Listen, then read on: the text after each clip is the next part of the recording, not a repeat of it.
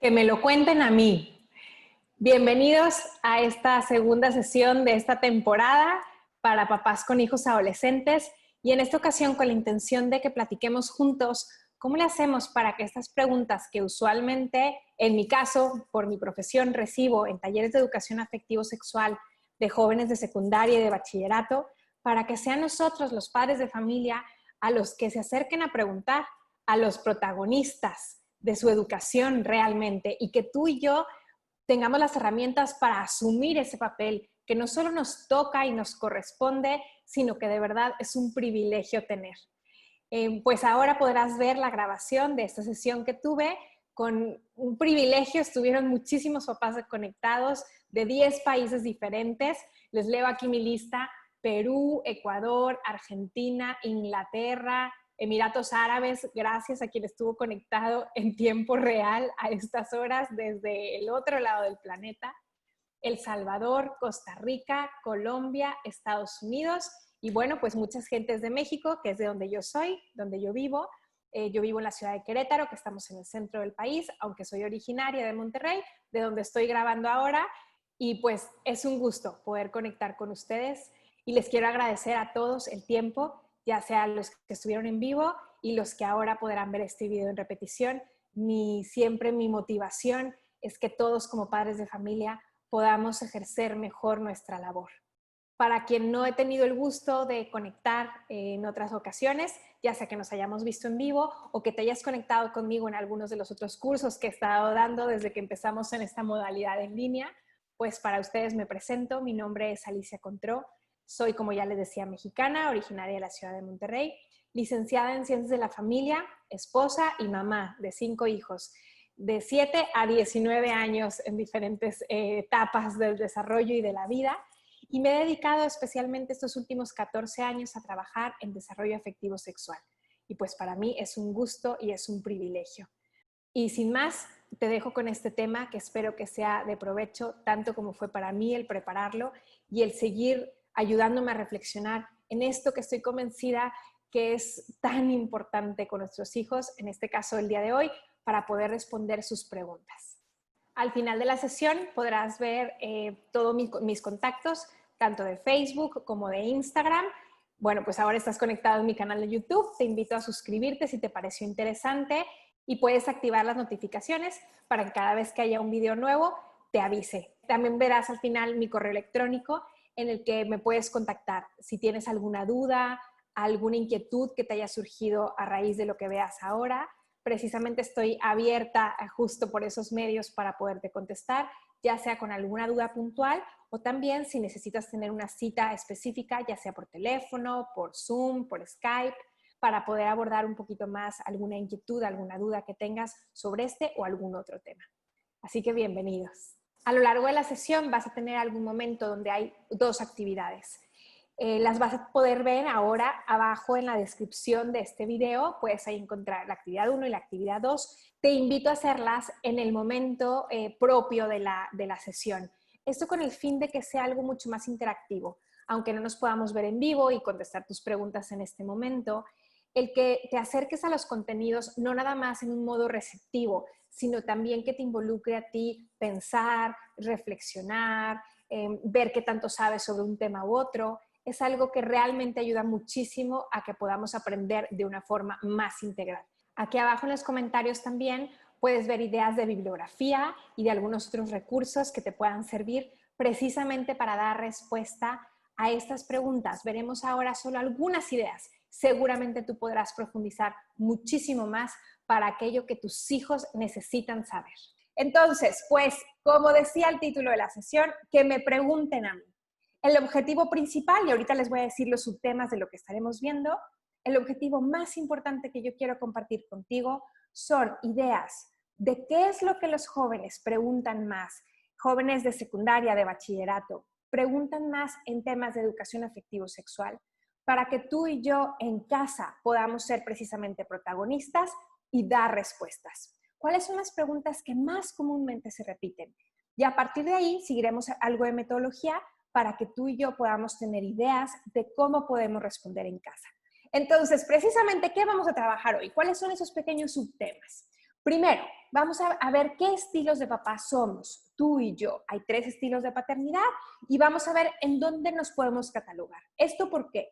Porque de esos estilos dependerán también nuestras respuestas, porque del cómo ejerzamos nuestra autoridad como padres de familia va a depender el tipo de comunicación que usualmente tengamos. Y precisamente te quiero ayudar a darte algunas ideas de qué es lo que más nos conviene, qué es lo que más funciona para trabajar con adolescentes y en general para lograr sacar a la vida hijos que, como decíamos la semana pasada, si no han visto ustedes la sesión de la semana pasada o no te pudiste conectar, pues está en YouTube precisamente para que la puedas ver.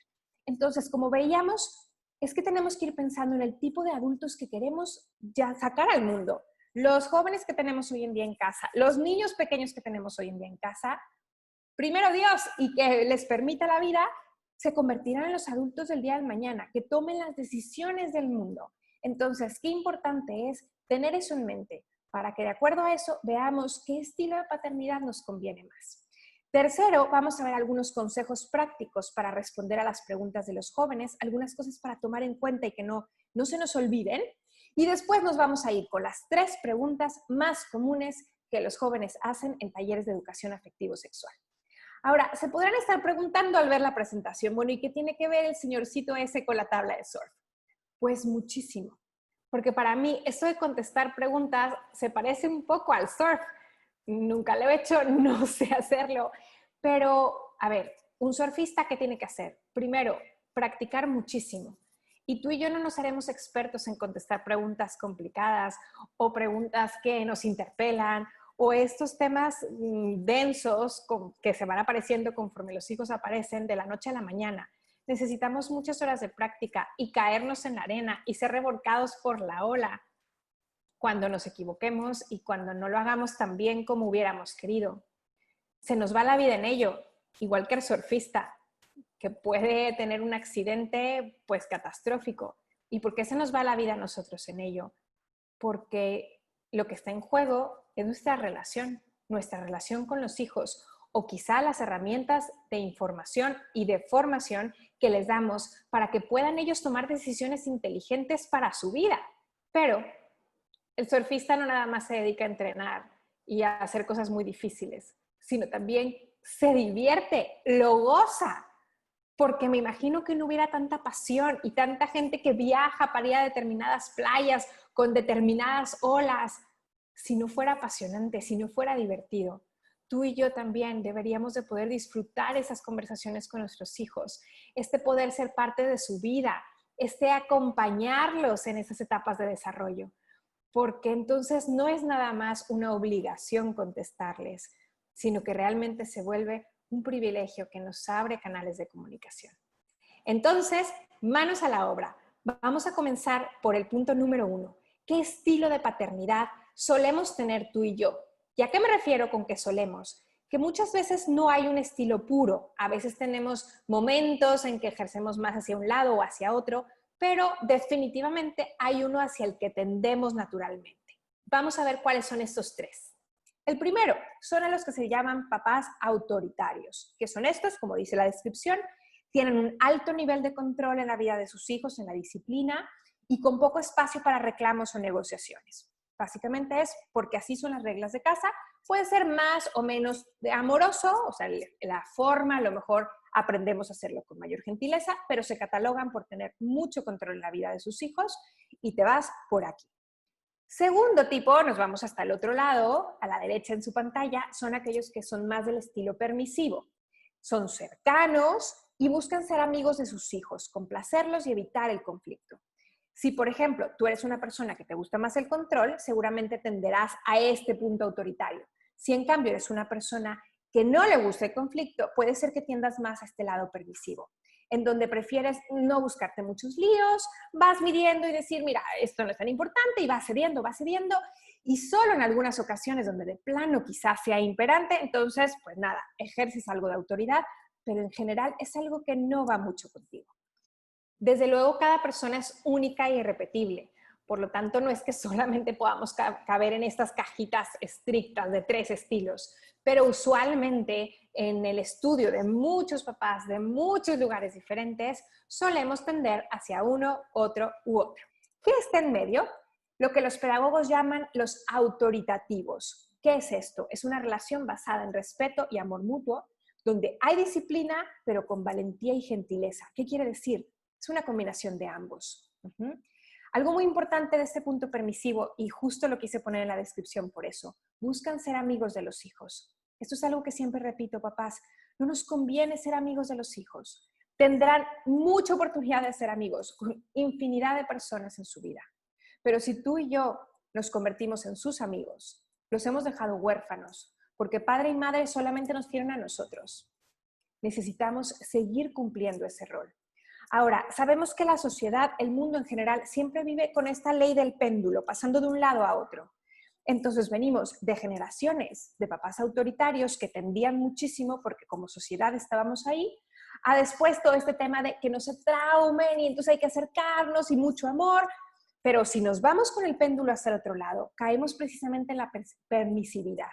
Jesús Amaya, norteño como yo, catedrático de la Universidad de Monterrey, tiene muchos libros sobre ello. Los vas a poder encontrar en las fuentes aquí abajo en la descripción del video.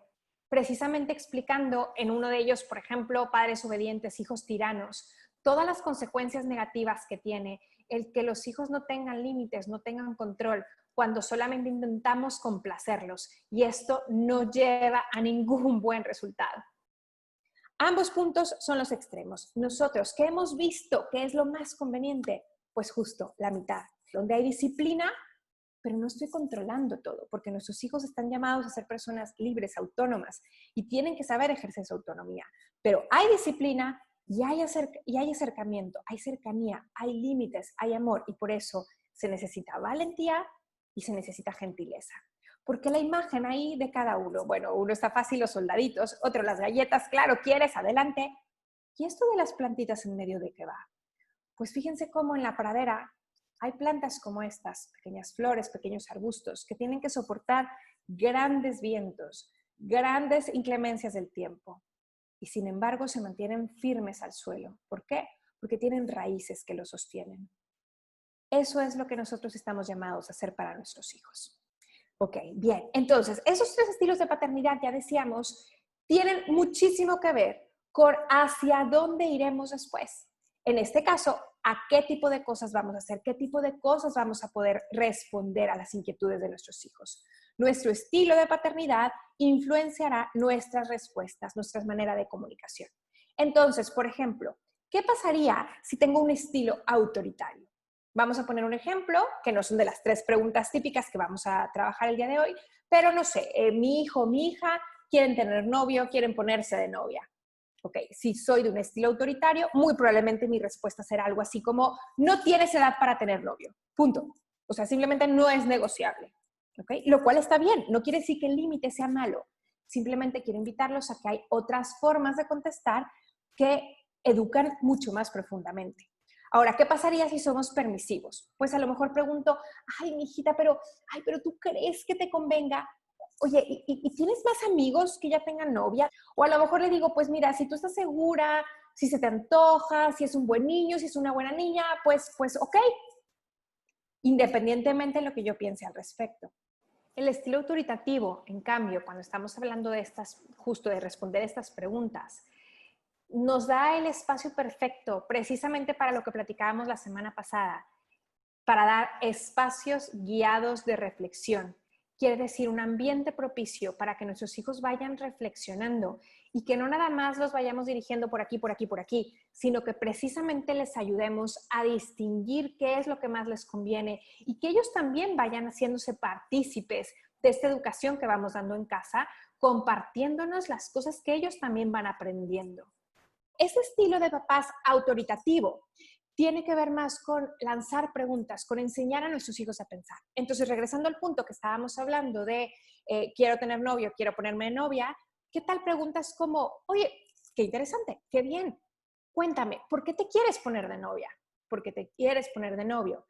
¿Y qué te gusta de fulanito? ¿Qué te gusta de fulanita? ¿Cómo te imaginas de novio, de novia? Entonces, no quiere decir que estamos dando permiso, pero de entrada vamos lanzando preguntas. Y el estilo autoritativo nos permite más jugar con esto. ¿Por qué? Porque vamos escuchando a nuestros hijos, a entender qué es lo que sienten, qué es lo que piensan, qué hay detrás de las preguntas que nos hacen. Y precisamente será este modelo el que estaremos siguiendo para contestar estas 3 grandes preguntas el día de hoy. Entonces, fíjense bien, esto es algo muy importante. Más que técnicas, lo esencial es nuestra actitud. Y con eso vamos a ver 3 puntos para este tema de actitud, que es una especie de resumen de lo que vimos en la sesión de la semana pasada. Algunos de los que se inscribieron a la sesión me decían que tienen dificultad precisamente en este momento para que sus hijos se abran con ellos. Esto es algo que pasa muy frecuentemente. Bueno, precisamente estas ideas que vamos a ver ahora pueden ayudar a sentar el ambiente para que esto se promueva, para que sea un poco más fácil. Primero, hay que estar activamente presentes, convivir con ellos, involucrarnos, ya de esto platicamos la semana pasada, validar, quiere decir hacer sentir que eso que les interesa es digno de que les interese, dejarme influir por ellos, ¿ok? Todo esto tiene mucha más información en la sesión de la semana pasada, pero estar activamente presentes. ¿Qué más? Hay que hablar de todo. Ya decíamos, o es algo que me gusta repetir siempre, si en mi casa hablamos de sexo, podemos hablar de cualquier cosa. Si no hablamos de sexo, quizá otras cosas tampoco.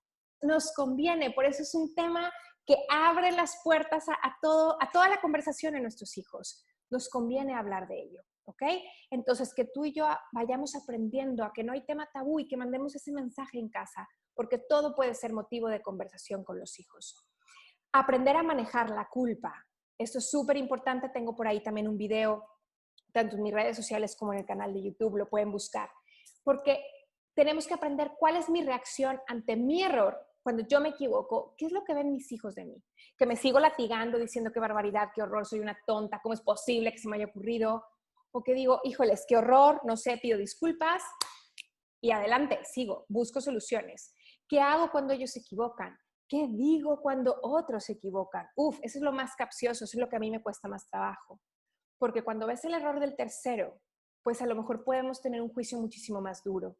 ¿Y qué mensaje estamos mandando? Sin querer, que el día que ellos se equivoquen, probablemente nuestro juicio vaya a ser peor. Porque si eso es lo que digo del tercero que ni siquiera conozco, ¿qué diré del que tengo a un lado?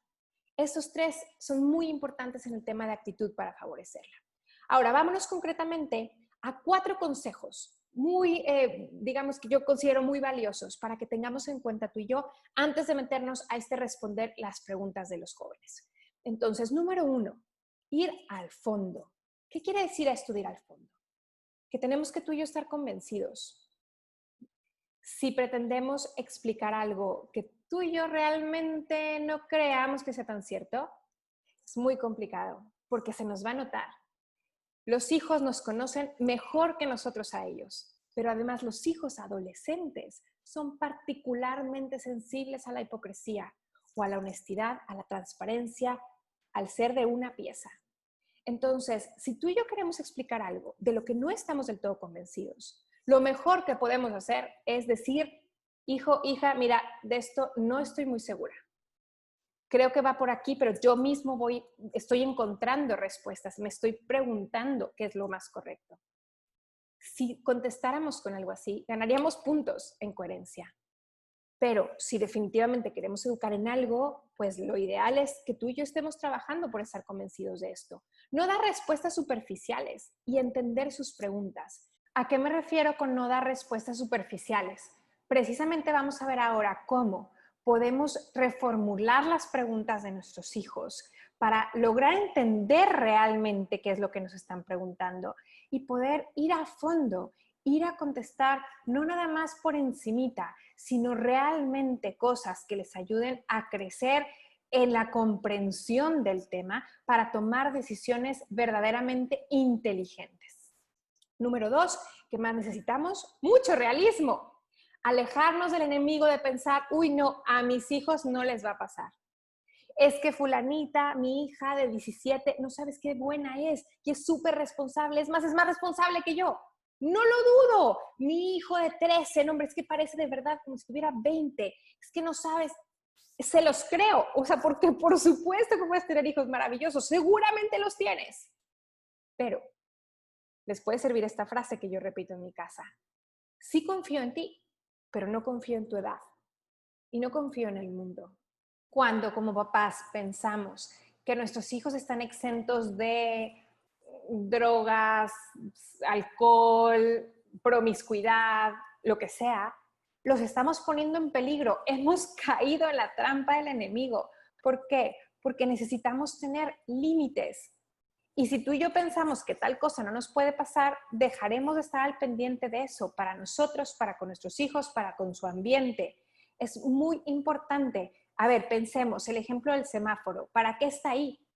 La luz roja está para podernos detener y que haya menos accidentes de tránsito en un cruce. Pues lo mismo, esos límites que tú y yo estamos llamados a poner a nuestros hijos, porque sabemos que realmente están expuestos a muchísimas cosas, aunque sean buenos niños, el no caer en esta trampa nos va a permitir realmente poderlos preparar y acompañar de una manera más inteligente. Número 3, libertad.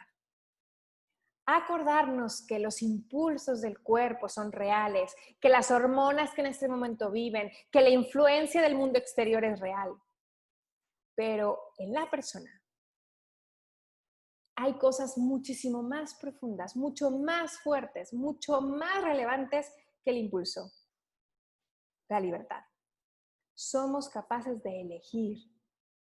Y claro, por eso hay que ir iluminando, como dice también Jesús Amaya, el autor que le citaba hace ratito, hay que educar la inteligencia y la voluntad, porque para ser libre hay que aprender primero a obedecer.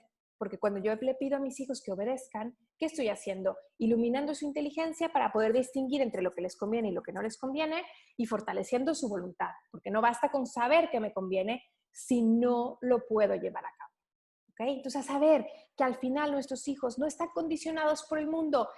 El mundo nos está diciendo eso, que no hay de otra, que así son los chavos, que ya, pues mínimo que se cuiden. ¿Que se cuiden de qué? Si lo que quiero es que sean felices, ¿ok? Y número 4, al frente. ¿Qué quiere decir esto? Asumir nuestro rol protagonista. Y estarnos actualizando no necesariamente implica estar en muchísimos seminarios en línea o leer libros, que es muy bueno, pero también estar un poco más empapados de qué es a lo que están teniendo acceso, de quiénes son los youtubers, los gamers, los influencers a los que siguen, la serie de moda, la que están viendo ellos o sus amigos. Todo eso nos va dando información de cuál es su mundo, de qué es lo que el mundo dice, porque no puede ser casualidad que una u otra cosa se ponga de moda. Algo hay detrás de todo eso que está hablándole a nuestros jóvenes. Y si ustedes y yo logramos observarlo con unos ojos no nada más para criticar todo el tiempo todo lo que vemos, sino para aprender de eso y leer los signos de los tiempos, los signos del momento, entonces podremos estar mucho más actualizados para cumplir nuestro rol con nuestros hijos. ¿Cuáles son esas 3 preguntas que les quiero proponer para trabajar esta noche? Pues concretamente ya les decía, hay un mundo de preguntas que podrían hacer. Para hoy les traigo 3. En primer lugar, ¿cuál es el mejor anticonceptivo? Si viera la cantidad de veces que me preguntan esto. Y en el fondo, junto con esta pregunta, porque en cada una se las quise resumir, pero habría muchísimas. Habría preguntas sobre la eficacia del condón, habría preguntas sobre las relaciones sexuales, pero esa es una de las más comunes relacionadas a este tema. Entonces vamos a hablar un poquito de relaciones sexuales y del tema de anticoncepción. Número 2, ¿la pornografía y la masturbación son buenas? Lo mismo, con todas las variantes de preguntas. La pornografía, ¿qué piensas de que los niños vean pornografía? ¿Es algo que las niñas también hacen o no hacen? ¿La masturbación es algo bueno o no? ¿Es que allá afuera leí un artículo que decía tal cosa? ¿Tú qué opinas? Y número 3, ¿se elige la identidad sexual? Sí les puedo decir de entrada que obviamente cada una de estas preguntas ameritaría una sesión específica. Pero ¿qué es lo que vamos a hacer ahora? Pues precisamente siguiendo alguna metodología de reformulación de preguntas, de buscar qué hay en el fondo de cada una y de nosotros ir viendo un poco de información de luz que nos pueda precisamente orientar en qué es lo que nuestros hijos podrían necesitar, vamos a ir tomando un poco estos temas para podernos ayudar a poder responder este tipo de cuestiones desde casa. No es que cuando nos pregunten en ese momento vamos a soltarnos 2 horas para ahondar el tema y llegar a todas las conclusiones.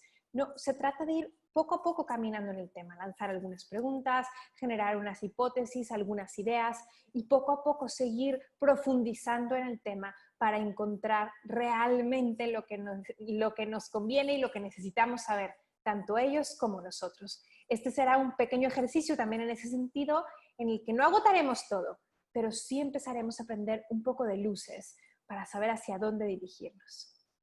Muy bien, bueno, pues entonces vamos con la primera. Relaciones sexuales y anticonceptivos.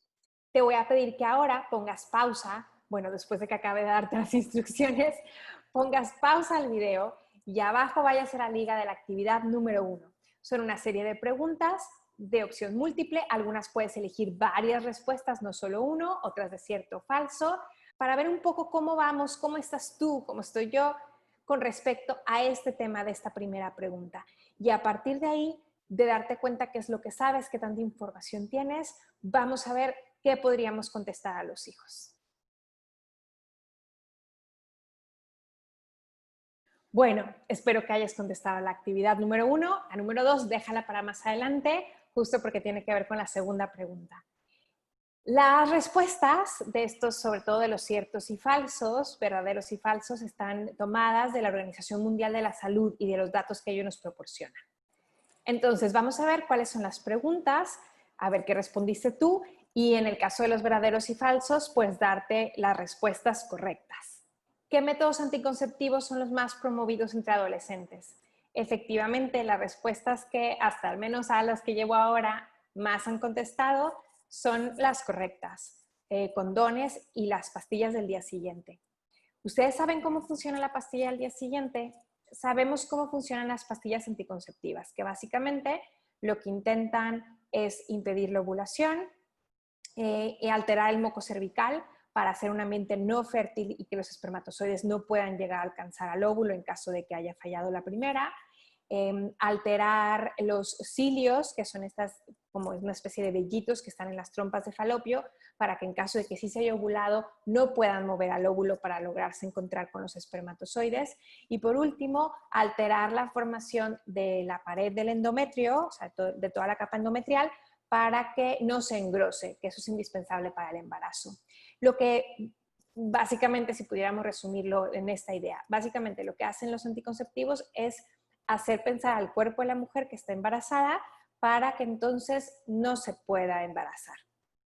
Hoy en día hay movimientos internacionales no religiosos, sino de mujeres que han tenido efectos secundarios no deseados con los anticonceptivos. Concretamente hay una página súper interesante que se llama Natural Womanhood, como feminidad natural, que precisamente reporta muchísimos estudios científicos, porque hay muchas personas hoy en día que se han dado cuenta que hay medios mucho mejores, científicos correctos, es decir, con datos científicos muy acertados, muy adecuados, que pueden ayudar desde un punto de vista natural a que la mujer conozca sus periodos fértiles e infértiles y con eso, pues, si desea o no hijos en ese momento. Bueno, todo esto para explicarte que así es como funcionan los métodos anticonceptivos, las pastillas normales. Te tomas una dosis cada día del mes, tienes que tomártela todos los días para que funcione. Las píldoras del día siguiente o las píldoras de emergencia, como le llaman, equivalen entre 30 o 45 dosis, dependiendo de la marca, de los anticonceptivos normales, pero en una o dos tomas que se toman sin receta médica y a precios súper bajos. Esto, papás, yo no quiero saber cómo van a ser las estadísticas de tasas de infertilidad en unos años, porque se toman sin receta médica, con muchísimos efectos secundarios y no sabemos ni siquiera cada cuánto se la toman las adolescentes. Es algo que realmente debiera preocuparnos. Bien, número 2. ¿Cuántas infecciones de transmisión sexual existen actualmente? Pues hoy en día, según la Organización Mundial de la Salud, de donde sacaré estas siguientes respuestas, más de 30. Ha habido un aumento, no eran las que se conocían hace años y cada vez van proliferando más. ¿Verdadero o falso? Cada día más de 1 millón de personas contraen alguna infección de transmisión sexual. Quiero hacer aquí un paréntesis porque al hablar de infecciones de transmisión sexual, esto es súper interesante. Antes, quizá cuando tú y yo estábamos creciendo, hablábamos de enfermedades de transmisión sexual, pero al cambiar el término a infección, es que queremos ayudar a los adolescentes a comprender que la persona que está infectada no necesariamente se nota. Y de hecho, precisamente por eso, la siguiente pregunta es falso, porque no todas las veces se nota la infección o da unos efectos muy visibles claramente. La mayoría de las veces puede pasar desapercibido, pero la persona es portadora de la enfermedad o de la infección y contagia a otros. ¿Ok? Esto es súper importante tomarlo en cuenta. Siguiente verdadero o falso. La eficacia del condón para proteger de diferentes enfermedades o para evitar un embarazo tiene el mismo nivel de eficacia en adultos o en adolescentes. Ok, teóricamente sí, porque digamos que el condón en sí mismo pues es el mismo, pero ¿qué sucede? En la práctica no es igual y por eso no podríamos hablar del mismo nivel de eficacia, porque los adolescentes usan condones de muy baja calidad, que se los regalan, vayan ustedes a saber en dónde, paseados en carteras, en guanteras de coches, todo eso va eliminando el grado de efectividad y a eso súmenle la acción concreta, que no son utilizados ni siquiera todas las veces, ni en el principio de la relación sexual, sino vayan ustedes a saber en qué momento. Todo esto va disminuyendo el grado de supuesta eficacia que tendría, digamos, a nivel teórico. Por eso es complicado con los adolescentes hablar de estadísticas muy específicas, porque al final lo que más importa son sus comportamientos. ¿Qué es lo que más le preocupa a los adolescentes? Definitivamente, como ustedes me ponían, pues el embarazo. Y ahí en un segundo lugar, las infecciones. Y esto tiene una razón muy simple. El embarazo es lo que es más evidente desde un inicio y que más evidentemente altera tu proyecto de vida en ese momento. No necesariamente lo que lo altera de forma más radical, porque al final un embarazo es vida. Hay otras cosas muchísimo más difíciles de superar, una depresión, los efectos emocionales, la construcción de tu identidad, el terminar con una pareja que ni siquiera te convenía. Todos esos efectos en otra índole son mucho peores y generalmente a largo plazo generan efectos mucho más nocivos que el mismo embarazo, que obviamente no es algo que deseamos en la adolescencia, pero es generalmente a lo que más se le pone atención. Como padre de familia, ¿qué es lo que más nos preocupa? Pues hasta ahora sus respuestas me parece genial que muchos de ustedes han puesto también sobre los daños emocionales.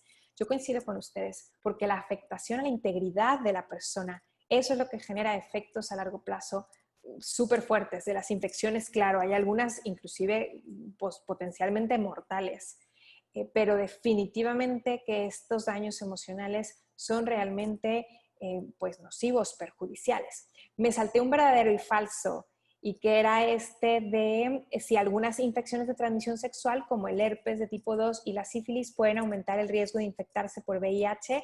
Eso es cierto, efectivamente esas enfermedades van aumentando el riesgo de contraer otras y cada vez obviamente potencialmente peores la una de la otra. Y solamente para terminar, ¿cuál método es más efectivo para evitar los riesgos de la vida sexual activa en los adolescentes? Pues miren, efectivamente, lo mejor que se puede hacer en la adolescencia, como la mayoría de ustedes han puesto hasta el día de hoy, que en el momento que estoy grabando hay 175 respuestas, es esperar. Esperar al momento ideal en cuando tener relaciones sexuales deja de ser así de riesgoso. Ahora, concretamente de las que les pongo ahí como opciones. Solamente el condón podría en determinado momento, no todos, ni siquiera de todas las infecciones, pero algunas podría impedir infecciones. Los anticonceptivos de ningún tipo previenen ningún tipo de infección y el condón pues solamente de algunas, porque otras que tienen que ver con infecciones del área genital, pues el condón tampoco protege de eso. Toda esta información es muy importante tenerlas, papás, porque los chavos, las cosas a las que tienen acceso generalmente presentan una información parcial, muy falseada, porque por supuesto se cree que es más fácil repartir condones que educar personas. Y por eso van a la vida creyendo que traen como una capa de Superman, que nada les podría pasar cuando en realidad no es así y son realmente vulnerables. Bien, pues entonces, ¿qué hacemos ahora ante la pregunta? ¿Cuál es el método anticonceptivo más eficaz? Vamos a aprovechar justo de estos 4 puntos que habíamos dicho. El primero, ir a fondo, que implicaba saber realmente qué es lo que me están preguntando. Entonces vamos a tomar una técnica de Nieves González Rico, autora de un libro maravilloso, Hablemos de sexo con nuestros hijos, que precisamente nos propone que antes de enfrascarnos en dar toda una respuesta, nos aseguremos de estar entendiendo lo que los hijos preguntan. En el caso de los niños pequeños, esto nos ayuda también a no decir de más, y en el caso de nuestros adolescentes, el objetivo es principalmente hacerles sentir el respeto a su interrogante, a lo que quieren saber, porque es muy valioso y ellos y yo podemos aprender de esas preguntas que se están haciendo. Entonces, ¿en qué consiste esta técnica? En parafrasear, reformular esto que me están preguntando, de manera que les ayude a aclarar o que me ayude a mí a aclarar si es necesario, porque a lo mejor no estoy entendiendo lo que quieren saber. Y además de reformularlo, que ahorita les voy a poner un ejemplo justo en este primer tema y ya lo haremos con el segundo y con el tercero, con las 3 preguntas estas que estamos viendo el día de hoy. Pero además de eso, esta reformulación me permite generar hipótesis para pensar de dónde podría venir esta pregunta o qué fibras sensibles de su corazón podría estar tocando para ser más cuidadosa, más cautelosa en la forma en que contesto y también poder como abrir esos canales de comunicación a otro tipo de cosas que se pudieran estar generando. Por ejemplo, yo te propongo para esta primera pregunta, ¿qué tal un replanteamiento, algo así como, y voy a tomar mis notas que me puse a hacer el ejercicio previo, ¿quieres saber qué medio es el más efectivo para evitar riesgos una vez que tienes relaciones sexuales? Eso podría ser una forma de replantear esta pregunta que ellos me hacían originalmente. Fíjese qué interesante lo que el replanteamiento me brinca. Riesgos. Saber cómo evito riesgos. ¿Cómo? Algo que está llamado a ser tan bueno como la relación sexual, porque de verdad es algo muy bueno. ¿En qué momento se convierte en riesgo? A ver, ¿qué aporta la relación sexual? Número 1, une. Esto lo sabemos desde el punto de vista emotivo, emocional, desde nuestra experiencia. Porque cuando hay una relación sexual amorosa entre 2 que se aman, une a los 2 y se nota, se siente, se vive en la relación. Número 2, en ese mismo sentido aporta unión y lo podemos entender desde la medicina, desde la neurociencia. En el momento de la relación sexual amorosa, en el cuerpo de ambos se segrega oxitocina. Esta es la hormona del apego. Se segrega también en el momento de un abrazo amoroso, del parto, de la lactancia, porque está favoreciendo la unión entre, en este caso, mamá y bebé, o aquí, el hombre y la mujer que se unen. Y en ese momento, físicamente, se está promoviendo el apego. Así que lo sabemos no nada más desde el punto de vista subjetivo, sino con evidencia científica. La relación sexual está llamada a unir. Y además de eso, es capaz de dar vida, es generadora de vida. Oigan, qué cosa tan maravillosa, qué increíble que de 2 se pueda generar una nueva persona, única e irrepetible. Oigan, pudiéramos tener hijos por esporas, o yo no sé. Qué increíble que una forma en que podemos expresar tanto amor, tanta unión, sea también como lleguen los hijos. ¿En qué momento se convierte en algo riesgoso para la persona, para nosotros o para nuestros hijos? Bueno, esto no nada más es en tema de adolescencia, por ejemplo, en una relación de adultos, en una relación de esposos inclusive. La relación sexual se vuelve riesgosa cuando no se vive como debería, por ejemplo, cuando hay violencia, cuando hay un consumo uno del otro, que puede ser de hombre a mujer o de mujer a hombre. ¿Qué tal que yo no me acuesto con mi marido si no me lleva de compras? Entonces, lo estoy usando. Y en ese momento no estamos hablando de unión, estamos hablando de una transacción que puede ser consensual o que puede ser de uno usando a otro. Y eso es horrible. Eso pone a la persona en riesgo. Cuando hay una infidelidad, eso abre la puerta a las infecciones de transmisión sexual. Eso pone a la persona en riesgo. Por supuesto que sí. Ahora, ¿qué pasa con los riesgos con los adolescentes? Miren, para explicar esto, podemos hablar primero de lo que es el lenguaje del cuerpo. Nuestro cuerpo siempre tiene un lenguaje, expresa cosas. hay una máxima en comunicación que dice, es imposible no comunicar. Si mal no recuerdo, de Václavic.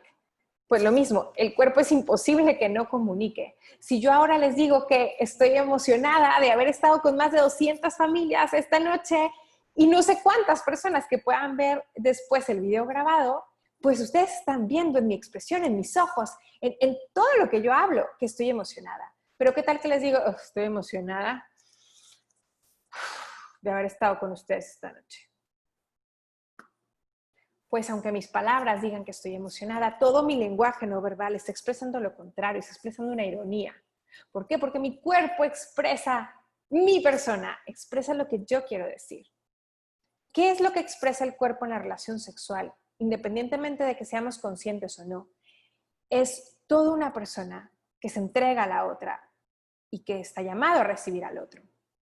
Cuando estamos en talleres de educación afectivo-sexual con niños más chicos, en talleres en primaria junto con papás, en ocasiones, principalmente las niñas, me preguntan, Alicia, ¿y esto lo tienen que hacer desnudos? Y les ves las caritas así como de, ¡ah! ¿Por qué? Porque exponer nuestro cuerpo desnudo impone. Pero tengo varios videos hablando de esto que les digo ahora. La intimidad no es nada más física. Es principalmente del alma, de mis pensamientos, de mis sentimientos, de mi interioridad. Por eso podría compartir mi desnudez con mi esposo. ¿Por qué? Porque conoce mi persona y se queda conmigo. Y por eso es un ambiente de seguridad, en donde no me importa compartir eso. Y en la relación sexual, ¿qué estoy diciendo? Toda yo, mi persona, te acojo a toda tú, no nada más una partecita de ti, sino realmente a todo lo que tú eres. Eso es lo que está llamado a ser. Y por eso es tan definitiva y por eso es tan poderosa. ¿En qué momento se abre a riesgos? Ya decíamos en el matrimonio, pues cuando se viven fuera del contexto que debía de ser, cuando no se entiende lo que está llamado a ser. Y si te ha tocado vivir alguna vez una experiencia así, no quiere decir que tú seas una mala persona. Quizá tú, quizá la otra persona no ha acabado de entender lo que realmente eso significa. A lo mejor nadie se lo enseñó. A lo mejor no ha tenido oportunidad de experimentar lo que es la verdad del lenguaje del cuerpo. Pero siempre podemos volver a empezar. Entonces regreso a mis adolescentes, a nuestros adolescentes.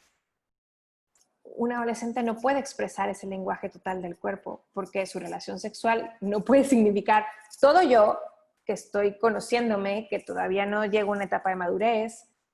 No te puedo aceptar a todo tú que estás en las mismas circunstancias, que no puedo acogerte, que no puedo unir mi vida con un compromiso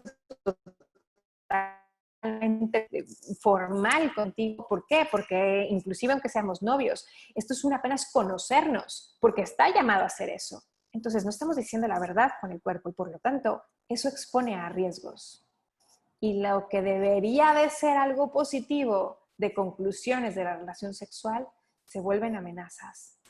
Desde un bebé que no tendría por qué llegar en ese momento hasta, claro, infecciones. Pues, ¿por qué? Porque todavía no hay una elección de pareja definitiva que permita una fidelidad que entonces no permita la entrada de infecciones de transmisión sexual. Todo esto es lo que pone en riesgo la relación sexual en sí misma o el contexto en el que se vive. El contexto. Este tipo de reflexiones son un ejemplo de un diálogo, o en este caso monólogo, de hacia dónde podemos ir orientando las reflexiones de nuestros hijos, sabiendo que en el fondo, ¿qué hay? ¿Qué hay detrás de esa pregunta? Es que no me quiero exponer a riesgos, es que yo me quiero vivir una vida feliz, pero también quiero ser amado y quiero ser amado por otro y acogido por otro y quiero poder expresar el amor.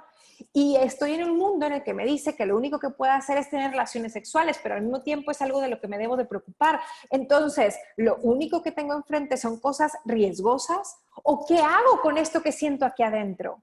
Fíjense cuántas preguntas existenciales hay en el fondo de algo tan sencillo como ¿qué es más eficaz? Es mucho más profundo que eso, porque la eficacia del método anticonceptivo esconde todo un interrogante sobre quién soy y qué es lo que me va a hacer realmente feliz.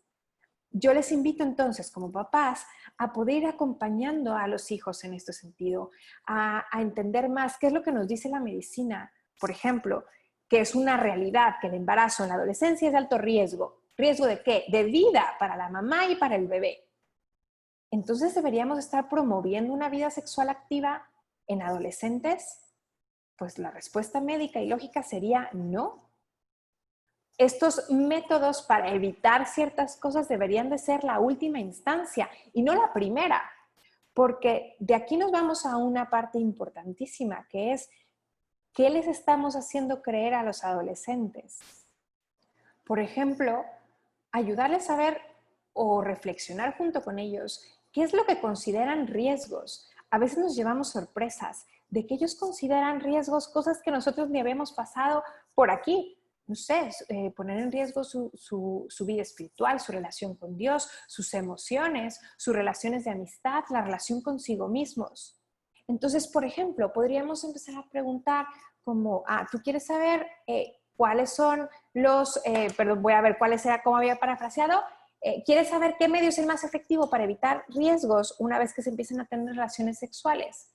Oye, qué interesante tu pregunta. A ver, me hace cuestionarme algo. Las relaciones sexuales, pues son algo bueno, pero ¿en qué momento se vuelve algo que nos expone a riesgos? ¿Cuáles son esos riesgos que tú consideras que son los más importantes de tener una vida sexual activa? Y empezar a escuchar. Okay, un método efectivo según qué estándar, porque hay algunos que ayudan para una cosa y unos que ayudan para otra. ¿Tú qué tanto estás dispuesto a jugártela? Y empezar a escuchar qué hay en la mente, en el corazón de nuestros niños. Y ayudarles a ver realmente que se puede vivir una relación sexual increíble. Es decir, no tendrían que estar condenados a que solamente todo lo que tenga que ver con vida sexual activa implica siempre problemas. Pero en un mundo que enseña que lo único que podemos hacer es repartir condones, fíjense qué está pasando. Esta ha sido la técnica en las últimas décadas para evitar qué cosa, embarazos adolescentes e infecciones de transmisión sexual. ¿Qué estamos viendo en los resultados? Que ambos están en aumento y siguen cada vez más. ¿Por qué? Porque hay más promiscuidad sexual. ¿Por qué seguir haciendo algo que no está dando el efecto que deseamos? No se pueden tener resultados diferentes con los mismos medios, con las mismas acciones. Eso lo decía Einstein. Necesitamos entonces cambiar la jugada. Y lo que está aquí en juego son los comportamientos. Y fíjense, cuando ese ha sido el único medio que estamos dándoles, entonces eso provoca en los adolescentes lo que se llama el fenómeno de compensación de riesgo. Consideran que la tecnología suprime sus acciones o protege todas sus acciones. Y les pongo aquí un velocímetro. ¿Qué pasa con la tecnología en un coche, en un carro, en un automóvil? El cinturón de seguridad, las bolsas de aire, están hechas para que yo no salga volando. Pero si yo voy a 390, 380 kilómetros por hora, me da igual si traigo cinturón de seguridad. Si choco, acabo hecho puré. El fenómeno de compensación de riesgo es el que me hace creer que por tener tecnología estoy exento de los peligros. Y la realidad es que en la práctica vemos que el promover la vida sexual activa con aparentes medios de protección en los adolescentes, además de que les damos información a medias, porque ellos creen que el condón te protege de todo, como si te pusieras una capa de Superman, cuando eso no es así. Efectivamente reduce unos riesgos y que hay que hablarlos, pero no todos y no al 100%. ¿Ok? Entonces, el hablar específicamente de qué pasa, qué efectos produce una cosa, qué efectos produce otra, y enseñarles esto, que el ponerte un condón no te hace inmune, porque ¿qué es lo que está provocando en los adolescentes? Mayor promiscuidad sexual. Y a más parejas sexuales, más vida sexual activa, esto se va estratosféricamente hacia arriba. ¿Tú qué es lo que quieres? ¿Vivir una vida evitando riesgos o una vida en la que tú dirijas tu rumbo? Quiero cerrar esta primera pregunta con esta frase que leí en el perfil de una de mis comadres en los días pasados. Engañarse respecto al amor es la pérdida más espantosa, es una pérdida eterna para la que no existe compensación ni en el tiempo ni en la eternidad. Y es que precisamente la relación sexual está llamada a expresar amor. Cuando expresa uso o cuando creemos que el amor es usar a otro, cuando creemos que por encima del amor está el placer, porque eso es lo máximo a lo que podemos alcanzar. Esa es una pérdida eterna y que por supuesto que va a dejar huellas. Bien, entonces vámonos a la siguiente pregunta. Esto de la pornografía y la masturbación. ¿Se acuerdan que la pregunta iba algo así como, ¿son buenas? ¿Me convienen? Para esta pregunta, vámonos a la actividad número 2. Te pido que cheques otra vez el link que tienes abajo, actividad número 2, y un formulario. Igual, tiene un poquito de menos preguntas. Hazle pausa al video en este momento, vea esa actividad y ahorita continuamos.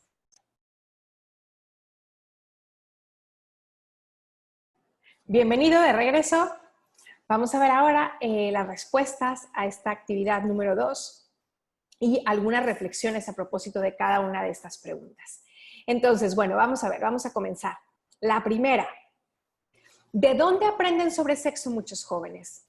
Pues miren, la realidad es que los amigos, por supuesto que son una fuente súper importante de información y desinformación, pero el lugar en donde más adolescentes están recurriendo para buscar información a sus dudas, respuestas a sus dudas sobre sexualidad, está siendo el Internet, especialmente pornografía. Esto nos debe de alarmar muchísimo porque sabemos que lo que la pornografía presenta es irreal, es mentiroso, es exagerado. Y por lo tanto, no están aprendiendo, sino desaprendiendo nuestros adolescentes. Un número creciente de personas se encuentran con pornografía. ¿Desde qué edad? La mayoría de los que ha respondido hasta ahora me dicen que entre 9 y 12 años. Efectivamente, es la edad reportada en donde la mayoría de las personas se han topado ya con pornografía. Sin embargo, el bloque de edad anterior, entre 5 y 8 años, va en aumento. ¿Por qué? Porque la pornografía es un negocio multimillonario. Ganan billones de dólares al año solamente en lo que representa la pornografía legal. Y está en aumento. ¿Por qué? Porque la pornografía está al acecho. Quiere buscar consumidores. Y desde luego, aquellos que no se la toparon entre los 9 y los 12, pues entre los 13 y 16, lo más probable es que casi todos se hayan topado, al menos fortuitamente, sin querer, con algo relacionado a pornografía. ¿Verdadero o falso? La mayoría de las personas que ven pornografía vienen de familias disfuncionales y rotas. La respuesta correcta es falso. Aunque definitivamente tener una familia en donde hay carencias emocionales profundas, heridas, disfuncionalidad, por supuesto que predispone a muchos problemas, entre ellos cualquier tipo de adicciones como la pornografía. Pero esto le puede pasar a cualquiera. No caigamos en lo que decíamos al principio, de esta mentira de a mí no me va a pasar. La pornografía está al acecho de tus hijos y de los míos, y nosotros nos tenemos que preparar. A nosotros, nuestra casa, y a ellos, a nuestros hijos. ¿Verdadero o falso? Cada mes los sitios pornográficos reciben más tráfico regular que Netflix, Amazon y Twitter combinados. Esto es verdadero. Lo publica HuffPost y precisamente es impresionante la cantidad de videos que se suben anuales a todos estos sitios pornográficos. Siguiente, ¿verdadero o falso? Al analizar, y no solamente la cantidad de videos que se suben, sino el consumo que tienen, ¿ok? ¿Verdadero o falso? Al analizar los efectos cerebrales de la adicción a pornografía, son similares a los efectos producidos por drogas como la cocaína. Eso es verdadero. Antes creíamos que las adicciones se generaban por lo que yo introducía a mi cuerpo, como las drogas. Hoy sabemos que las adicciones se generan por cómo se altera mi cerebro, por los mecanismos de recompensa que alteran en él y cómo funcionan y cómo alteran todo el sistema. Y eso es lo que genera la adicción. Y además en el caso de la pornografía, pues es algo durísimo porque no ¿sabes? Esta sustancia, sino es lo que se está quedando grabado también en el cerebro. Se tiene que tratar, por lo tanto, una adicción a pornografía que es mucho más común de lo que creemos, con todo un enfoque multidisciplinario. Aquí igual, de nuevo, quiero hacer un paréntesis. Si tú tienes una persona cercana adicta a pornografía o que crees que podría ser adicta, que está consumiendo, eso ya le abre la puerta a una adicción, se vale pedir ayuda. Hay muchas instituciones, o no muchas, pero hay personas y hay instituciones y hay programas inclusive en línea que se dedican a trabajar precisamente con personas que desean dejar la adicción a pornografía. Hay que buscar ayuda porque esto no altera la dignidad de la persona, pero desde luego que le incapacita para muchas cosas. porque como toda adicción, atrapa. ¿En qué afecta la pornografía a la persona? Las que más retengo en respuesta por ustedes es la relación consigo mismo, su capacidad de excitarse sexualmente y su cerebro. Fíjense, en este de la capacidad de excitarse sexualmente me parece súper interesante y quiero darles un dato que nos proporciona Fight the New Drug, Combate la Nueva Droga. Esta es una organización internacional no religiosa en donde muchísimas personas de todo el mundo que están de acuerdo con que la pornografía destruye vidas se han dedicado a hablar, a investigar y a aportar información súper valiosa. Y ellos explican en una conferencia que tuvieron hace año y medio, al término del 2018, por ejemplo, las estadísticas en temas de disfunción eréctil, que es una cosa impresionante. Hasta antes de la llegada del Internet, de todos los varones con disfunción eréctil, que quiere decir que tienen una incapacidad de mantener una erección, solamente el 5% representaban todos los hombres entre 18 y 59 años. Quiere decir que el 95% de los varones eran adultos en una edad en donde, vamos, es parte del crecer y que las cosas dejan de funcionar óptimamente, a nivel inclusive de órganos reproductores. Pero realmente el porcentaje inferior de menor edad a ese, pues era muy poquitito. Después de la llegada del Internet, después de los 90, de todos los hombres con disfunción eréctil, el 30% representaba varones entre 18 y 25 años. Pero al término del 2018, este porcentaje era 53.5%. Quiere decir, más de la mitad de los varones con disfunción eréctil representaban personas entre 16 y 21. 16 y 21 varones, donde todo el cuerpo funciona a la perfección. ¿Cómo es posible? Claro, es una disfunción eréctil inducida por pornografía, porque el cerebro se acostumbra a responder ante el estímulo sexual que es irreal. Entonces afecta al cerebro, la relación contigo mismo, la relación con los demás, las preferencias y estímulos sexuales, el impulso sexual, el concepto de violencia y su capacidad de excitarse sexualmente, por supuesto, es integral, afecta a la persona completa. Mi relación conmigo mismo, la forma en que yo veo, claro, porque en las imágenes, las reacciones corporales no son reales. Y entonces pienso que quizá hay algo mal conmigo mismo. No me atrae mi pareja, no me excito sexualmente. Creo que la violencia, que alguien se niegue, que una violación, que la pornografía infantil, que el abusar de menores, creo que eso es normal. Y estamos viviendo en un mundo donde se está normalizando todo eso. Porque si creemos que lo más importante, el valor máximo, es el placer, entonces yo tengo el derecho a conseguir el placer a toda costa. Y estamos viendo los efectos en la persona de esto. Y por último, ¿verdadero o falso? La pornografía y la masturbación no están relacionadas porque la pornografía implica ver imágenes eróticas y la masturbación tiene que ver solamente con una conducta de autoerotismo. La respuesta correcta es falso, porque cada vez más vemos cómo pornografía y masturbación van de la mano y no ayudan a la persona a desarrollarse. Entonces, vamos a esta segunda pregunta, responderla desde el principio con esta metodología que estamos viendo, en donde el primer paso pues es la reformulación. Entonces, ¿cómo podríamos reformularlo? Te voy a contar cómo intenté reformularla yo. ¿Qué tal decir algo así como, ¿quieres saber si ver pornografía y masturbarse son cosas que te convengan? Oigan, y no hay una sola forma de replantear las preguntas. Tú puedes tener la tuya propia. Estas son algunas de las que se me ocurrieron.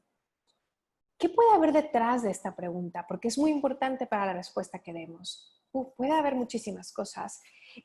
Quizá, para empezar, un sentido muy bueno de un análisis crítico, de preguntarme si esto que el mundo me ofrece, que me dicen que me conviene, realmente es así. Y esto tendríamos que aplaudirlo en los hijos. Qué bien que se lo cuestionan. Por ahí empieza todo razonamiento, todo avance en tu proceso intelectual. Nos habla de que el adolescente no se cree cualquier cosa, que quizá hay algo confuso en ellos que no tienen claro, quizá lo han visto, quizá han visto pornografía, quizás se han masturbado y quieren saber si esto es realmente algo bueno, quizá han experimentado culpa o no se han sentido tan bien y el mundo les dice que están bien y ellos como que dicen, bueno, a ver, ¿está bien o no? Y en ese mismo sentido de la culpa, quizá me siento mal, pero se me antoja verlo. quiere decir que hay algo mal conmigo. Y entonces se vuelve un problema de identidad. Y esto es súper delicado, papás, y hay que tratarlo muy a fondo. Porque el que nuestros hijos hagan cosas que los hagan sentir mal, no debería ser motivo para sentirme que pierdo dignidad. De eso también ya he hablado en otros videos, de estos cortitos, pueden buscarlos aquí en mi canal. El manejo de la culpa en la educación afectivo-sexual. Tendría que ayudarnos a hacerlos sentir que en realidad tienen no otra cosa, sino una voz de la conciencia que funciona, que te dice que hay otras alternativas mejor para ti. Ok, en base a esto, entonces, ¿qué es lo que nos conviene ir explicando o ayudarles a preguntarse? Bueno, de nuevo, si creemos que la sexualidad es algo bueno, es muy importante que veas, que reflexionemos de estas otras acciones, opciones que el mundo nos presenta, qué es lo que sí corresponde y qué es lo que no corresponde. Eso sería súper interesante. ¿Por qué pornografía y masturbación van de la mano? La primera vez que una persona se masturba, que es provocarse el placer sexual con un autoerotismo, estimularse sexualmente a ella misma, la primera vez le va a estar, pues, eso, su imaginación. Pero lo que vemos en clínica, evidentemente, es que eso solamente abre la puerta a la pornografía, porque al principio me bastará mi imaginación, pero después tendré que empezar a ver cosas, y después otras cosas, y más cosas. Por lo tanto, tener una cultura del autoerotismo abre la puerta al estímulo sexual erótico para acompañar ese autoerotismo, porque nuestra propia sexualidad nos habla de que estamos hechos para abrirnos a otra persona. Simplemente, por ejemplo, mi aparato reproductor femenino acaba de cobrar sentido cuando entiendo el aparato reproductor masculino, por qué mi vagina es como es, por qué mis ciclos fértiles cambian y cambian tantas cosas, por qué la lubricación en el momento de la excitación sexual. Todo, inclusive estoy hablando simplemente a nivel genital para la relación sexual, mi psicología, toda mi persona y a la inversa, el cuerpo, la psicología, todo el ser varón se acaba explicando en la complementariedad con la mujer, pero en los genitales es particularmente notorio y por eso es tan interesante estudiarlo. Y entonces, la masturbación, que busca un encerrarme en mí mismo, por su propia naturaleza no le basta. Y entonces necesito ver afuera para excitarme sexualmente y entonces poderme masturbar. Entonces, fíjense cómo, claro, la masturbación es puerta para la pornografía y viene la una con la otra. Entonces, ¿qué podemos ir ayudando a hacer a nuestros adolescentes en este cuestionarse qué les conviene, qué no les conviene? Que como decíamos, me parece extraordinario que se lo pregunten. Vámonos a los datos concretos. A ver, ¿tú qué crees? ¿Cuál es tu opinión sobre una? ¿Cuál es tu opinión sobre otra?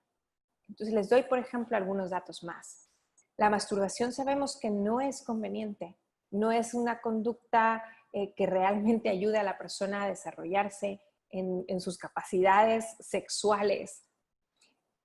¿Cómo podemos saber que no es conveniente? Vamos a verla por sus efectos. Entonces, el primero ya se los expliqué, es la puerta de entrada al consumo de pornografía con su alto índice y potencial adictivo. Número 2. Fácilmente, y esto lo vemos igual en clínica rápidamente, la masturbación se convierte en una forma de la persona de manejar su ansiedad. Las personas tenemos ansiedad por diferentes cosas, algunas tienden más a ellas que a otras o a controlarlas con más dificultad que otras. Y, por ejemplo, Marian Rojas, esta psiquiatra española, que nos explica cómo la forma en que nos relacionamos con pantallas, con el celular, muchas veces se vuelve justo un manejo de ansiedad. Estoy en una fila, estoy nervioso o simplemente estoy ansioso, ya quiero avanzar y entonces pues tomo el celular. Estoy esperando una llamada y no sé qué hacer, tomo el celular. Estoy en una reunión de trabajo donde estoy aburrido, tomo el celular. Y entonces estamos modelando, enseñando, aprendiendo el que cuando tengo una sensación no placentera, recurro al vicio.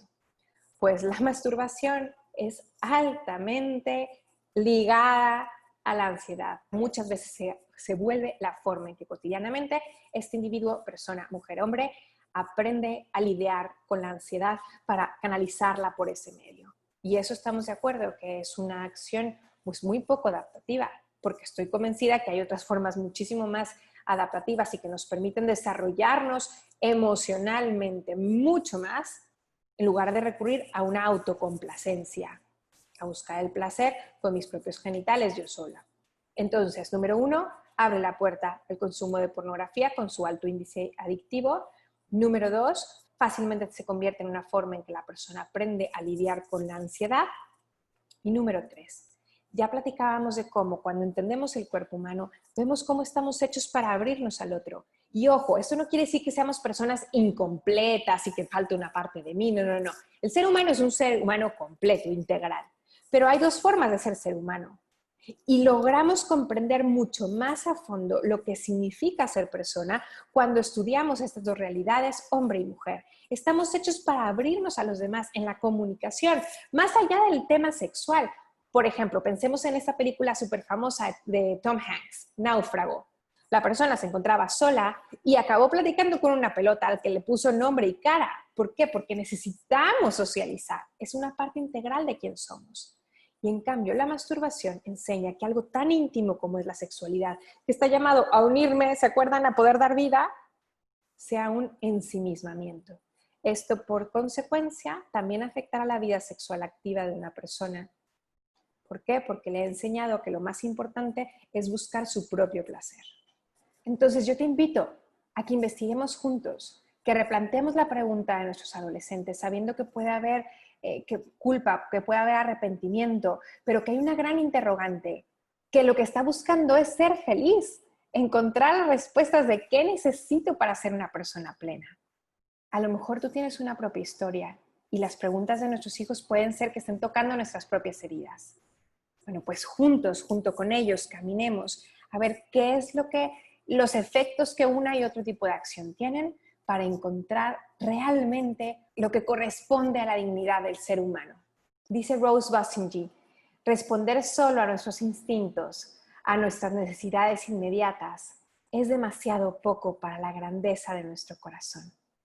Nuestros adolescentes están hechos para más, para alcanzar más y cada vez mejores cosas.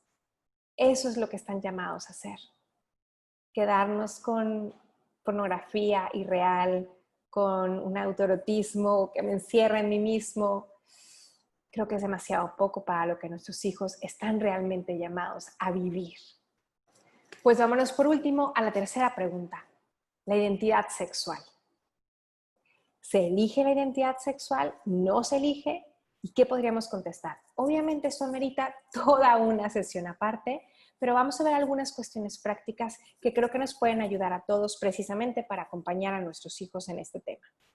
La identidad sexual se va formando por muchas cosas diferentes, pero podríamos agruparlas en 3 estadios. Lo primero es lo más básico, que es la identidad cromosómica. ¿Puede haber malformaciones a nivel de cromosomas? Sí, desde las cosas más simples hasta cosas rarísimas. ¿Qué es lo importante que tienes que saber de esto?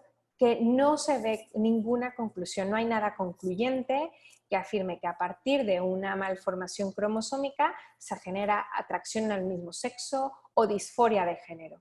¿Qué es la disforia de género? Es esta angustia terrible por la propia corporeidad sexuada, porque la persona se percibe distinta a lo que ve en su cuerpo, lo que comúnmente conocemos como transexuales.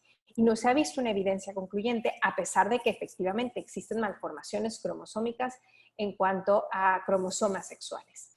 Después de la identidad cromosómica viene la identidad biológica, que está a su vez compuesta por muchos subestadios o muchas partecitas, que está a su vez compuesta por muchas partes, que es desde la formación de gónadas, de genitales externos, internos, de producción hormonal, cómo se reciben las hormonas, etcétera. Es súper complejo, que tiene que ver con toda esta información cromosómica, cómo se desenvuelve en la persona ya a nivel de todo su cuerpo, desde la formación y después el desarrollo de maduración.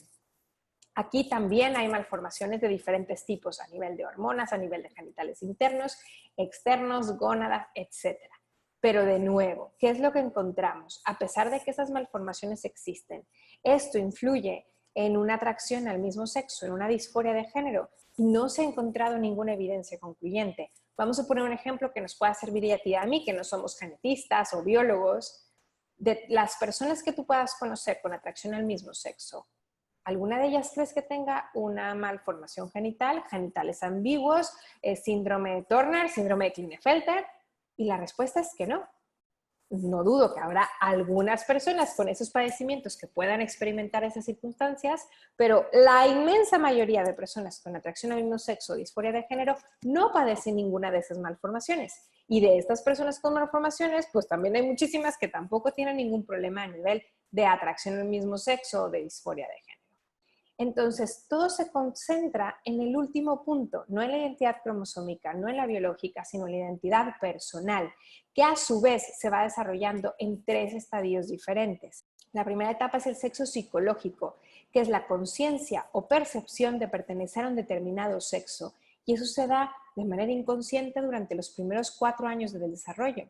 Cuando los niños van entendiendo poco a poco el entorno que les envuelve, van creando conceptos. Y entonces ahí, naturalmente, de verdad, sin la influencia de un agente externo, sin que papá o mamá le digan, es que eres niño, tú toca eso, tú toca aquello, podrá haber influencia del mundo exterior, pero al final es un proceso interno en el que el niño y la niña se descubren niño o niña. Y los primeros problemas podrían venir cuando por alguna razón ese niño o esa niña no se logran identificar con ese sexo que su cuerpo les dice que son. Después tenemos la orientación sexual, que corresponde a la orientación, a quién me siento atraído. Y esto sucede en la etapa de la adolescencia. Claro, cuando despierta las hormonas propiamente sexuales que empiezan a hacer los cambios en el cuerpo y a nivel afectos también. Y por eso empezamos con esa atracción de que me gustan los niños, las niñas, todo lo que estábamos viendo en el ejemplo del inicio de es que me quiero poner de novio, de novia o lo que sea, ¿no? Quiero ser novio fulanito, etc. Bien. ¿Qué puede pasar aquí? Puede haber circunstancias diversas, alguna situación que haya pasado violenta, desde una violación, la relación con el papá del mismo sexo, con el papá del sexo opuesto, con la familia extendida, con tus pares, con el ambiente donde estás creciendo, y todo esto confluye con el tipo de orientación sexual y eventualmente eso también predispondrá al tipo de elección de pareja.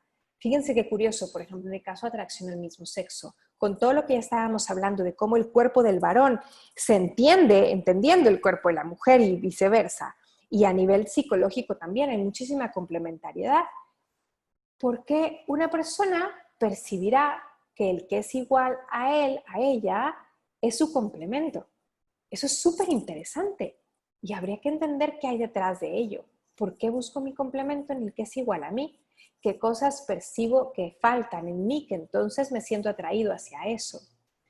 Y el último punto es el comportamiento sexual, porque una cosa es tener una atracción hacia X o Y y otra cosa es el comportamiento, y eso depende de la elección y puede variar. Entonces, ¿qué pasa, por ejemplo, si una persona empieza a tener relaciones sexuales a los 14? Para los 28 años, 14 años después, el doble de su vida, ¿cuántas parejas sexuales les gusta que haya tenido? Y a lo mejor tuvo muchas del sexo opuesto y un día acabaron, ¿sabes?, en una borrachera y acabó con uno y una, y entonces al rato resulta que soy bisexual y luego que soy no sé qué. ¿Y eso es realmente un tema de orientación sexual? Pues más bien lo que vemos es que en ocasiones puede ser un tema de promiscuidad sexual, donde ya más bien hay una sexualidad que lo que está buscando es satisfacer el impulso, buscar el placer, buscar la nueva experiencia, no realmente una experiencia totalmente intrasubjetiva de complementariedad con el otro. La ideología de género nos pretende hacer creer que, claro, el cuerpo no nos dice nada, cuando nos damos cuenta que el cuerpo expresa, y por eso yo me estoy pudiendo comunicar contigo. Y me parece totalmente injusto que una partecita de la persona, que es su orientación sexual o su comportamiento, la ideología de género pretenda decir que eso define qué tipo de persona o ser viviente eres. Porque el que le dicen gay en realidad no es gay, es ser humano. Por alguna razón se siente atraído hacia las mismas hacia su mismo sexo. Ok, eso es una cosa. Y que habrá que ver qué hacemos al respecto o no. Y esa persona sigue valiendo lo mismo que cualquier ser humano.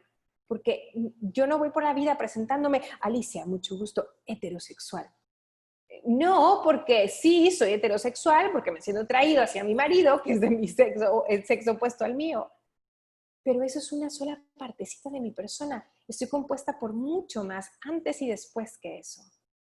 La ideología de género pretende desarraigar a toda la sexualidad humana del valor maravilloso de nuestro cuerpo.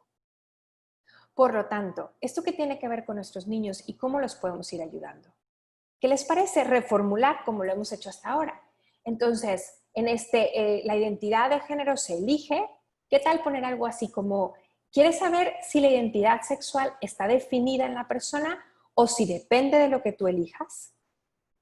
¿Qué puede haber detrás? Y esas son de nuevo puras hipótesis, pero ¿qué puede haber detrás de una pregunta como esta? Quizá el que hoy allá afuera cosas y que chocan un poco con su propia experiencia, porque el ser humano se da cuenta que el cuerpo nos habla y que nos dice cosas, y cuando allá afuera me dicen que mi cuerpo no vale nada, porque lo único que importa es lo que yo pienso o siento, entonces hay algo que choca en el interior, quizá puede venir por ahí. O quizá siente o piensa algo que le tiene confundido y necesita que le orientemos. Quizá quiere comprender el entorno ideológico en el que está creciendo. A lo mejor quiere poder acompañar a un amigo o una amiga que está pasando por una crisis de identidad sexual.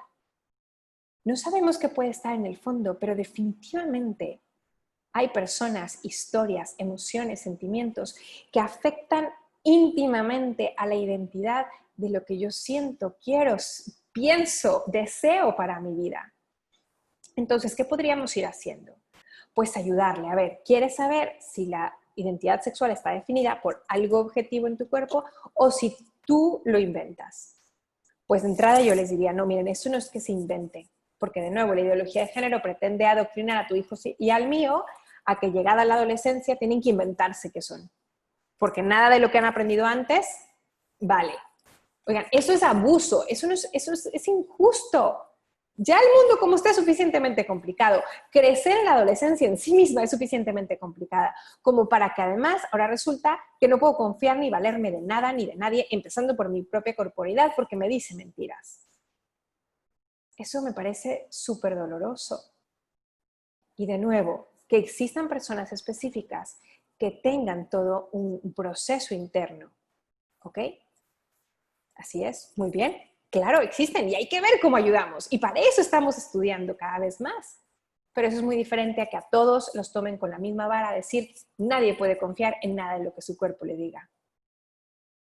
Al contrario, estas mismas personas que quizá si tú conoces a alguien que esté pasando por una situación así, al contrario, hacer las paces con mi cuerpo y con lo que mi cuerpo me dice es un camino de integración personal muy hermoso. ¿Cómo acompaño entonces a mis hijos? Reformulemos la pregunta para saber que podemos tomar un camino de decir sí, tu cuerpo sí te dice realidades, que sí puedes confiar, que a veces no sea claro o que a veces haya personas que estén en conflicto, ok, eso es válido, pero eso no quiere decir que el cuerpo no hable, ni que no tenga nada que decir con respecto a quién eres tú. Por supuesto que sí. Vamos ayudándoles a encontrar o encontremos juntos datos sobre el cuerpo, sobre el sentido de qué es lo que nos dice y cómo eso interpela tu vida y la mía. Podemos ayudarles a reflexionar sobre qué nos dice el sentido común de lo que vemos y de lo que experimentamos. Somos seres limitados. La realidad es que sí, hay muchas cosas que nos limitan, que nos condicionan. Hay cosas en las que somos muy libres, hay otras en las que pareciera que no. ¿Y qué piensas al respecto? Y por ahí vamos caminando en un entender el cuerpo y la sexualidad. Esto me lleva a una reflexión que usualmente me gusta compartir. Tú y yo recibimos la vida como un regalo, como un don. Quiere decir que también la recibimos con un manual de instrucciones, porque tú y yo no nos hemos dado la vida. ¿Qué hay que hacer?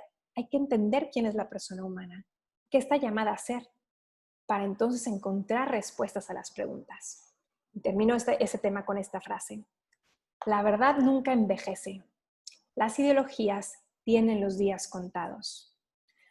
Estamos en un mundo lleno de ideología de género y a mí me gusta siempre ver lo positivo. ¿Qué ha traído de bueno? Que nos ha obligado a voltear a ver esta realidad de personas que experimentan todas estas situaciones y que antes simplemente se ocultaba. Y hoy en día nos ha permitido estudiar más a fondo, comprender, mirar a la persona. Ya les decía, para mí ha sido un redescubrir, a decir, no son seres catalogados aquí o allá, son seres humanos. Y eso me parece que ha sido muy bueno. Hemos llegado a la conclusión. Vamos a ver un pequeño video. Les voy a mandar la liga para que puedan accesarlo directo a él. Está dentro de mis recomendaciones del canal. Y ojalá que esto que hemos visto, que hemos platicado el día de hoy, que te has conectado aquí, que te agradezco muchísimo, nos permita precisamente ser lo que respondan las preguntas de nuestros hijos. No la pornografía, no el internet, no Netflix, no el mundo allá afuera, sino tú y yo desde nuestros hogares, siendo los principales formadores que nuestros hijos necesitan que seamos.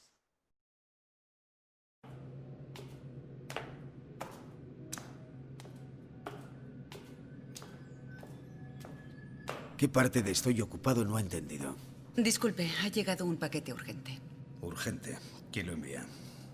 Usted, hace 20 años.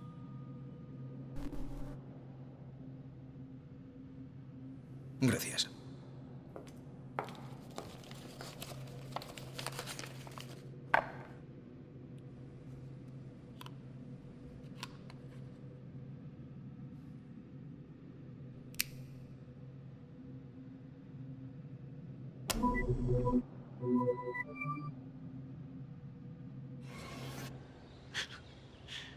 ¿Qué? ¿Sorprendido? Seguro que ya ni te acordabas. Si estás viendo esto es que han pasado 20 años. Espero que no hayamos perdido pelo o ganado panza. Como te conozco, o me conozco, y sé que podemos haber olvidado algunas cosas que aprendimos este verano, he decidido hacer este vídeo para recordártelas.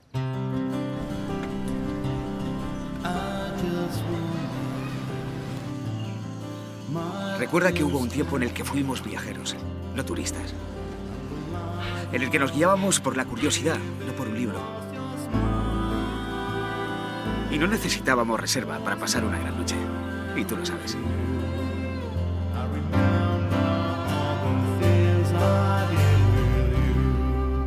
Si eres feliz, apaga este vídeo.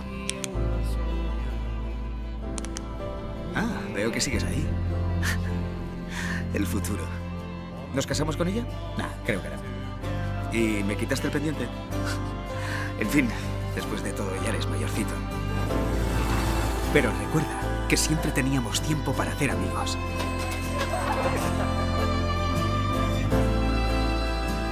Y para aprender. Aprender que hubo un tiempo en el que el mundo entero decía no se puede. Y la ilusión de un país demostró que el mundo estaba equivocado.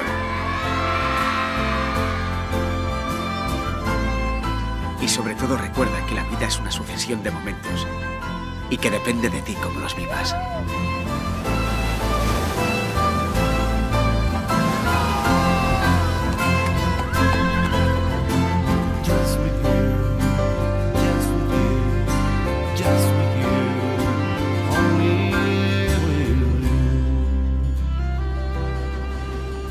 Estés donde estés dentro de 20 años, o bueno, estemos donde estemos dentro de 20 años. Recuerda cuando vinimos a Perú.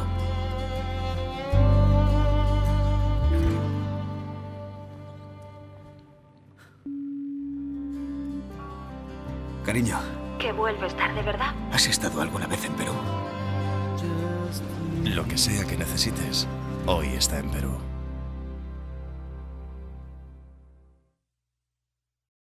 Nuestros hijos están viviendo una etapa maravillosa de cuestionarse, de comprenderse a sí mismos, de comprender el mundo en el que les está tocando crecer, a su familia, a ti, a mí.